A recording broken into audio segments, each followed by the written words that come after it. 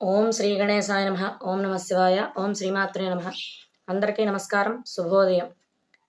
ఇవాళ గురువారం అంటే సాయిబాబాకి సంబంధించిన వారం, సాయినాథుడికి సంబంధించిన వారం కూడా.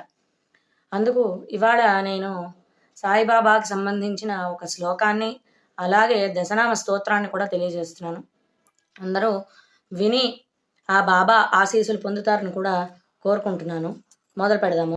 బ్రహ్మానందం పరమసుఖదం కేవలం జ్ఞానమూర్తిం ద్వంద్వాతీతం గగనసదృశం తత్వమస్యాదిలక్ష్యం ఏకం నిత్యం విమలమచలం సర్వధీ సాక్షిభూతం సాయినాథం త్రిగుణరహితం సద్గురుం తం నమామి.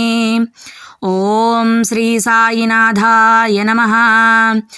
శ్రీ సాయి దశనామస్తోత్రం. ప్రథమం సాయినాథాయ, ద్వితీయం ద్వారకామాయినే, తృతీయం తీర్థరాజాయ, చతుర్థం భక్తవత్సలే, పంచమం పరమాత్మాయ, షష్ఠం చ షిర్డివాసినే, సప్తమం సద్గురునాథాయ, అష్టం అనాథనాథనే, నవమం నిరాడంబరాయ, దశమం దత్తావతారయే. ఏతాని దశనామాని త్రిసంధ్యః పఠేన్నరః సర్వకష్టభయాన్ముక్తో సాయినాథ గురుః కృపాః. ఇది శ్రీ సాయినాథ దశనామస్తోత్రం సంపూర్ణం. ఓం శ్రీ సాయినాథాయ నమః. ఇది ఇవాల్టి స్తోత్రాలు. సాయిబాబాకి సంబంధించిన శ్లోకం ఒకటి, అలాగే దశనామ స్తోత్రం అంటే సాయిబాబాకి ఉన్న 10 పేర్లని ఒక స్తోత్రంగా చెప్తారు. దాన్నే దశనామ స్తోత్రము అంటారు.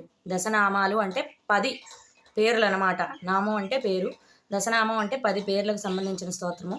దీన్ని అందరూ విని నేర్చుకొని ఆ సాయిబాబా కృపకు పాత్రలవుతారని కోరుకుంటున్నాను. జై సాయిరామ్.